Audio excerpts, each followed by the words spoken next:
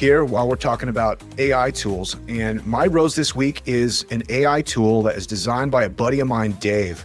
And it's kind of, it's in its infancy, but boy, is it powerful. It's called WarmStart.ai. And what this is, it's an AI agent for your inbox. So it connects to Google Workspace, your work Gmail, and basically is an AI agent for everything you need from every email you've ever sent. So in my situation, company's about 6 years old. We brought on HubSpot probably 3 years ago. And, I would say I'm pretty religious about my CRM. But everything that happened before HubSpot is kind of vague, And so what I can do with WarmStart is say, anybody that I had a positive sentiment and exchanged more than 2 emails with that I haven't communicated with in over 3 years, here's a prompt of an email that I want you to draft, which is just like, hey, I was thinking about you, Jason. No rush, but if you'd love to reconnect, here's a link to my schedule. And it goes and finds it, and it will find 10 at a clip. So then it puts into your draft in Gmail 10 drafts of emails that you can, with contacts, with context, with a link to their LinkedIn, where you can go back and see the conversation in brief, and it'll automatically create an email. Now, you could set it on autopilot, and it'll just send it. I wouldn't recommend that. I would recommend going in there and just tweaking the email a little bit. It needs a little bit of massaging, and then send it. So I've been doing this to kind of re-engage lost prospects, re-engage like lost friendships in some cases. Yeah, it's cool. That just kind of slipped away. Very cool product. WarmStart AI. Can't say enough good things about it. Awesome. I like that. One thing I talked to Dave about too is I'm like, all of these AI agents are going the way of like vocal recognition, and I've been playing with it in GPT, but sometimes it cuts me off. Sometimes it's a little wonky just like talking to it. I still would rather type.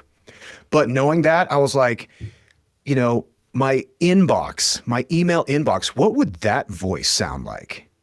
Right? Because you're going to have different voices depending on who you want to talk to. Mm-hmm. So it's like, I want to talk to my inbox and be like, hey, inbox, who did I send proposals to in 2022? Yeah, totally. Make a list, and then it'll be like, oh, sure, Ryan. Like, what would I give him like a Jamaican accent? That would be kind of cool.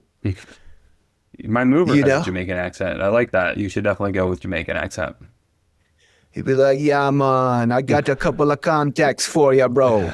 I'm like, all right, inbox, I appreciate that. So. Your Rastafarian inbox. Yeah. Only appropriate, you know what I mean? So then GPT, I could give it a different voice. Like, what would that sound? Probably like a Southern drawl, like a lady from like Tennessee. That's what you think of with GPT? GPT strikes me as like an OG robot. Yeah, robot voice. Yeah, OG robot voice. Yeah, the problem with the drawl sometimes, I love it. It's so intoxicating, but like sometimes you're kind of waiting for them to finish the sentence. It's like, wrap this up. Like you're speaking so slowly. So maybe that wouldn't be good. I don't know. Hey, on that note, I have a recommendation.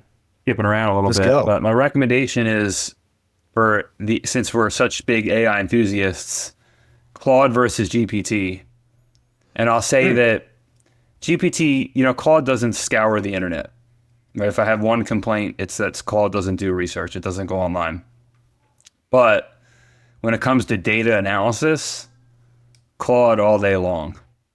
So like uploading spreadsheets, like you can upload, 10, 15 tab spreadsheets, and then you can upload PDFs with images on them. You can screenshot images and paste them on a PDF and drop all that into Claude, and it'll scan everything and interpret it correctly.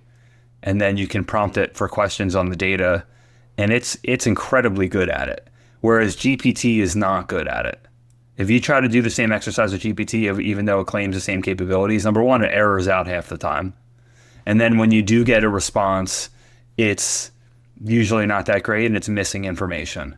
So in terms of like capturing all information and processing all of it into output and analyzing, like larger sets of data, especially embedded inside of spreadsheets or PDFs or images, in my experience, Claude crushes GPT. Love it, man. Awesome. So if I was to upload my P&L, you can then talk to your P&L, right? Totally. Yep. Probably a Bronx accent, and be like, hey, what do my expenses look like in terms of EBITDA?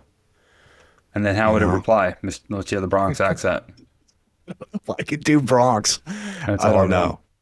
It's a tough one. Yeah, but P&L, it does make sense, right? Kind of a pushy Bronx accent. I think it would work.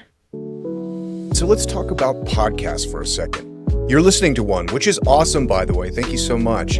But have you ever thought about being a guest on a podcast? Like seriously, imagine sharing your story and your expertise and your business all on shows where your ideal customers are already listening. Kitcaster connects founders and entrepreneurs, professionals with podcasts that actually make sense for their brand. No pitching, no guessing. You just have great conversations on great shows. And the best part, Kitcaster handles everything. You just show up and bring your A game, Kitcaster does the rest. This is hands down one of the easiest ways to grow your personal brand and just create a wellspring of content for short video, for blog posts, for speaking engagements, for whatever. So if you've been thinking, yeah, I really need to step up my content game, go to kitcaster.com and apply today. Now back to the show.